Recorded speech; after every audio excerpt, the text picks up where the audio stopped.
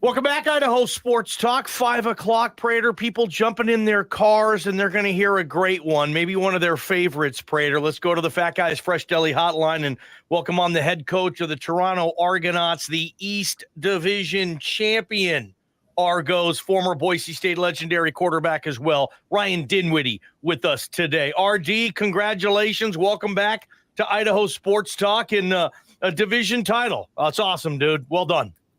Yeah, thanks for having me on, guys. It's one of our number one goals was to get in the playoffs, and then the second one is to win the division and get a first round bye, and and then you just got to win one game and you're right in the cup. So it was a long season, dealt with a lot of injuries, but we found a way to get it done. 11-6 on the year. You mentioned you get that first round bye the final week of the regular season this week before you get ready for the playoffs. What would you say?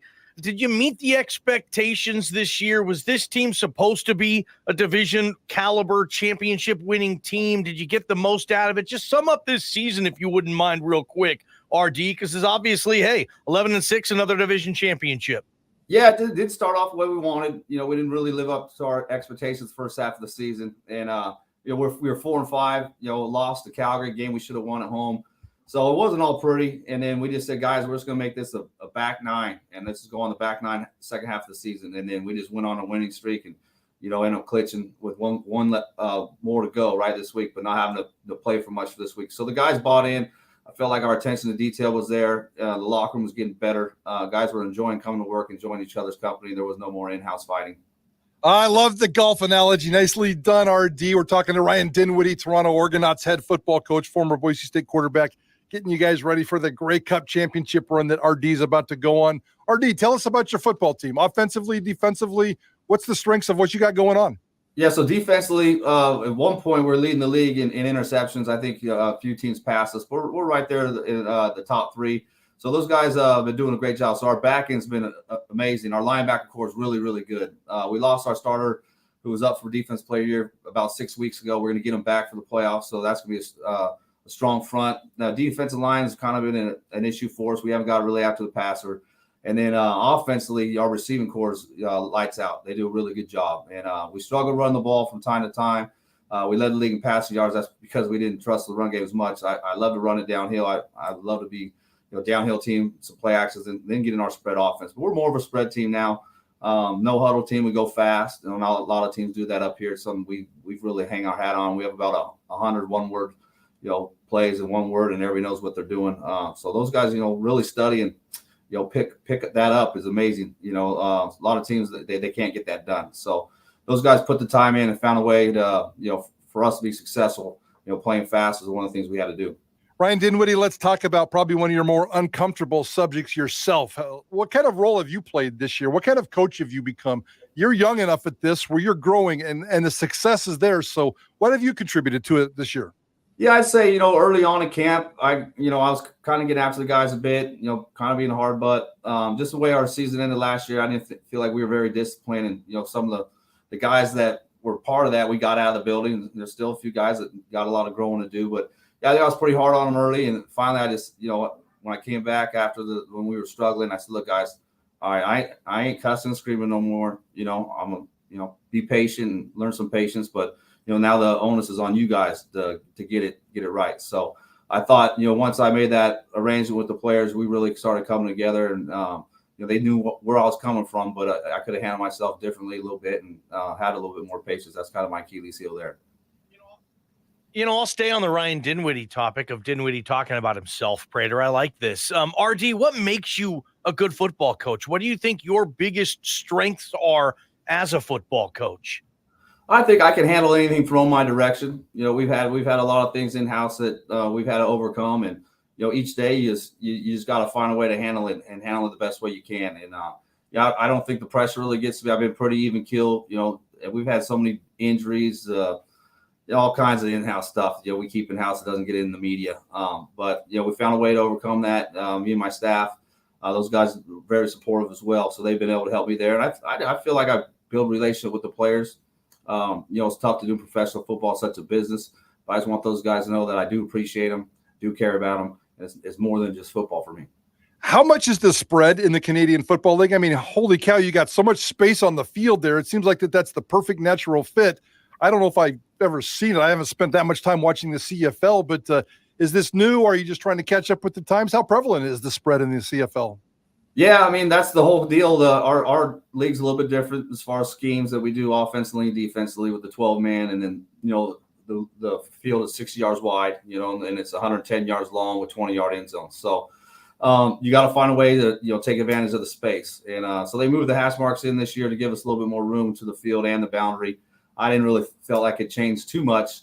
But, for me personally, I've been in the CFL game for so long, I feel like I almost have to study if I ever did go back to the States and, get back to those core concepts that they use down south. What's it going to take this year, in your opinion, the strength of the league, what, to bring a Grey Cup back to Toronto? It's obviously one of the most successful franchises in the history of the Canadian Football League. I think this is like the 23rd time they've won the East, RD. So, I mean, high expectations there. And what would it mean? I know you got a few weeks before this thing, and hopefully, you're back in the Grey Cup and ready to win it this time. What do you think is the missing ingredient in that Ryan Dinwiddie holding up the Grey Cup crock pot?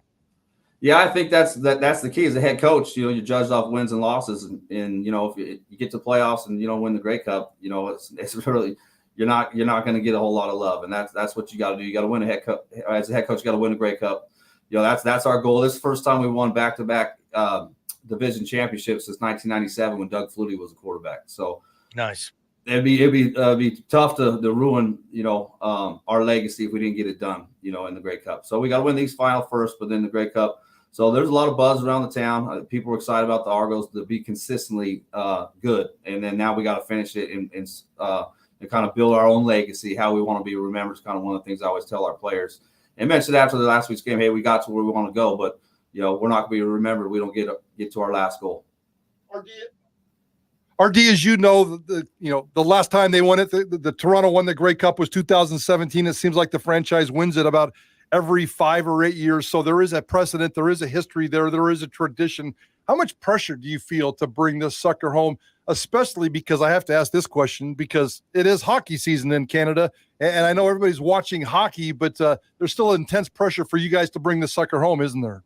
Absolutely. And just the way we lost in the East final last year, we had a big lead and didn't score touchdowns, kicked too many field goals, and then they came back, had a punt return, and then the game was just kind of out of reach out of the end. So that was unfortunate.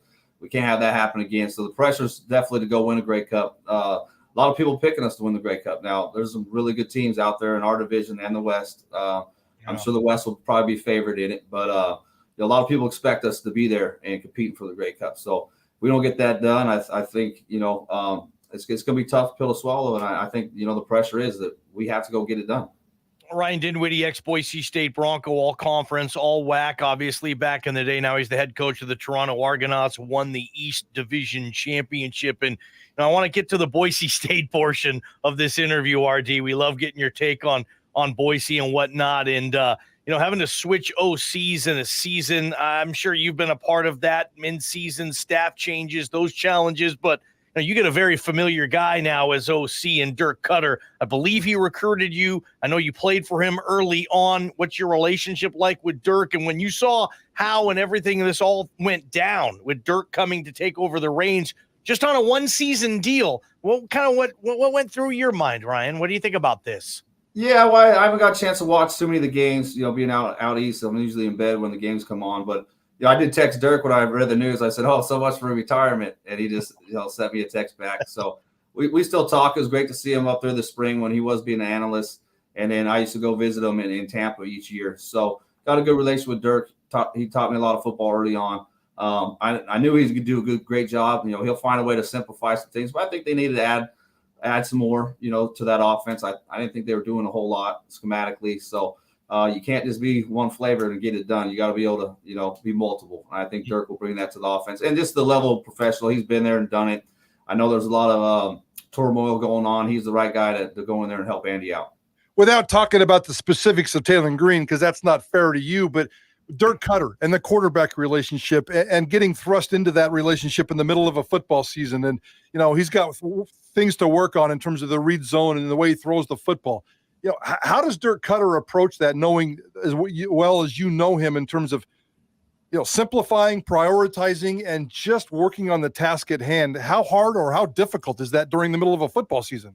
It is. The spring ball, you get a new guy, training camp, you got plenty of time to work on all the fundamentals, work on some different things. And, you just got to really play to the guy's strength. What is he good at? What can we be successful doing? And then what can we build off of that? Can we build some play actions off of it? You want to build some tendencies and then build off of those tendencies. You're almost like throwing the bait out there in the water, let them go see it. And then you go to your next card and bring something different. So I think, Dirk's really good at that. I think he did a really good job with that with Bart when I first came there. Use his legs, ran the zone read, or we didn't really zone read. I guess we ran the option, ran some quick quarterback draws, and then we ran some speed option passes where we got some big chunks. So you got to play their strengths and find ways to add a little bit of wrinkles to it, and you got to have a way to get explosive plays. You can't just do it all the way down the field. You got to get some chunks. RD, I hope you play a whole bunch of football over the next couple of months and figure out a way to bring this championship home. But I got to ask you, because I can't go through social media in a day without seeing your name, somebody wanting you to become Boise State's next offensive coordinator. Last time we had you on, we talked about how much you're enjoying the Canadian Football League. But in a couple of months, will you take any kind of a peek at that job? We'll see. I mean, the coach of Boise would be great. It's just for me right now, I'm just really enjoying being the head coach. It's been more than I thought it would be as far as rewarding. I always wanted to do it, but I was happy being a position coach, happy being a coordinator. Wanted to be a head coach. You obviously want to lead an organization. I had a lot of fun doing it right now, but I would say you never say never. Definitely, I have a lot of good friends over there. I can't say enough good things about Boise State. So that'd be a tough conversation. It would be tough to turn down. Ryan Dinwiddie hanging out with us here, Prater on the Ball Game, Idaho Sports Talk. Do certain Canadian Football League coaches, have you noticed, RD, maybe they get pegged that they're incorrectly, now they're just Canadian guys and they don't get the chance maybe they'd want to come back to the States for high-level football? I'm talking high-level FBS, NFL type of jobs. Have you noticed that? Is it going to be hard? Are you afraid maybe you might fall into that category where, Ryan Dinwiddie, yeah, great mind, great coach. Yeah, but he's a Canadian guy. He's only a CFL guy. Does that narrative fly around any up there? Well, I think some coaches say that. That's why they feel that we get stuck up here sometimes. There's a lot of good coaches that deserve an opportunity down south. The coaches in this league's improved since my playing days over the last 10 years. So, no, I've talked about it with other coaches. It's a concern for me as well. I think, if you want to go to the NFL, even if you're a head coach, you're going to have to take a quarterback coaching job and kind of build your resume there. And then the thing with college coaching, I've had a few coaches up here that have been head coaches that knew some good friends at universities, and they wanted them to kind of start from the ground up. Well, financially, that's a big step back.